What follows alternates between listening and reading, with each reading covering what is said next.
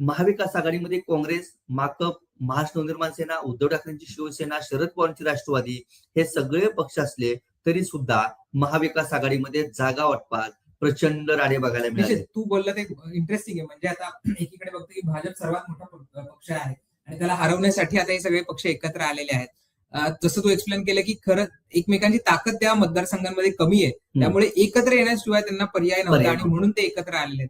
पण खरंच आता इतक्या मोठ्या प्रमाणात जरी ते एकत्र आले असले तरी ते भाजपला टक्कर देऊ शकणार आहे का, हे बघणं महत्वाचं असणार आहे. मागच्या महानगरपालिकेच्या निवडणुकीमध्ये कोण सत्तेमध्ये होतं हे तू आम्हाला सांगशील आणि कोणाची किती ताकद आहे. खरं तर आपण बघितलं सोलापूरमध्ये, तर याच्यामुळे आपल्याला अंदाज लावता येईल की महाविकास आघाडीतले सगळे पक्ष जरी एकत्र आले तरी सुद्धा ही निवडणूक खरंच जिंकू शकणार आहेत का, त्यांची तिकडे ताकद आहे का, आणि खरंच भाजप आता सगळ्याच जागा लढत आहे, मोठा पक्ष आहे, टक्कर देऊ शकणार आहे का, हे सुद्धा आपल्याला समजावून घेणं सोपं जाईल.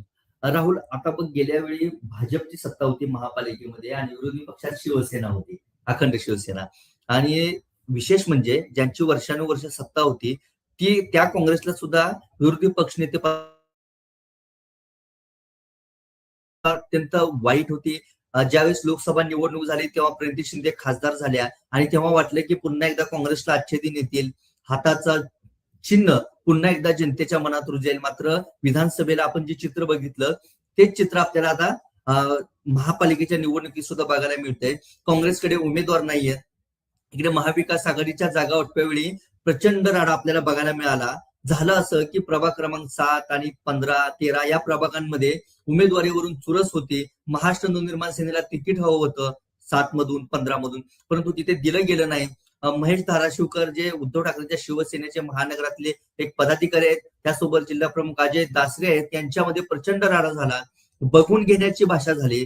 आणि त्यामुळे ह्या जागा वाटपानंतर एका शिवसैनिकानं तर बैठकीमध्येच थेट सांगितलं की जर शिवसैनिकाला संधी दिली नाही तर मी काँग्रेसला उद्ध्वस्त करेन. म्हणजे थेट बैठकीमध्ये काँग्रेस नेत्यांसमोर, महाविकास आघाडीच्या ज्येष्ठ पदाधिकाऱ्यांसमोर काँग्रेसला उद्ध्वस्त करण्याची भाषा केली गेली. त्यानंतर काल सोलापूरमध्ये एका हॉटेलमध्ये उद्धव ठाकरेंच्या जुन्या कार्यकर्त्यांची, नेत्यांची बैठक झाली. त्यामधून असं सांगितलं गेलं की अजय दासरे जिल्हा प्रमुख आहेत, त्यांनी पैसे घेऊन उद्धव ठाकरेंच्या शिवसेनेला मिळणाऱ्या जागा सुद्धा विकल्या.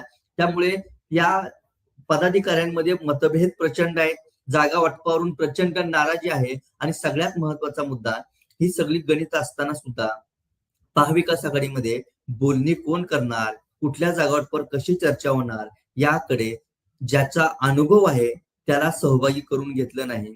प्रचंड राड्यामुळे काही नेते यापासून दूर राहिले. पुरुषोत्तम बर्डे जे उद्धव ठाकरेंच्या शिवसेनेत खूप जुने निष्ठावंत समजले जातात, ज्यांनी बाळासाहेब ठाकरेंसोबत काम केलं, उद्धव ठाकरेंसोबत काम केलं, आता आदित्य ठाकरेंसोबत काम करतायत, ते या बैठकांपासून दूर राहिले. त्यांची मुलगी आता निवडणुकीच्या मैदानात उतरते आहे. काल अर्ज आणला, आता एबी फॉर्म सहित भरताना त्या कोणत्या पक्षाकडून मैदानात उतरणार हा सुद्धा प्रश्न आहे. कारण पुरुषोत्तम बर्डे यांनी अजय दासरेंवर आरोप केले, त्यामुळं ते गेल्या काही दिवसांमध्ये पक्षांतर करणार अशी चर्चा होती. ते भाजपकडून विजयकुमार देशमुखांच्या माध्यमातून त्यांच्या मुलीला मैदानात उतरवू शकतात किंवा एकनाथ शिंदेच्या शिवसेनेकडून मैदानात उतरू शकतात. त्यामुळे आपल्याला बघावं लागेल की पुरुषोत्तम बर्डे कोणता निर्णय घेतात. दुसरं नाव आहे उद्धव ठाकरेंच्या शिवसेनेतलं गणेश वानकर आणि त्यांचा परिवार वर्षानुवर्ष एकनाथ शिंदेच्या शिवसेनेच्या उदयानंतरही उद्धव ठाकरेंसोबत लॉयल राहिलेला आहे, प्रामाणिक राहिलेला आहे. आणि एक गणेश वानकर यांना स्वतः निवडून येण्याचा अनुभव आहे. त्यांच्या परिवाराला प्रचंड संघटन कौशल्याचं अनुभव आहे.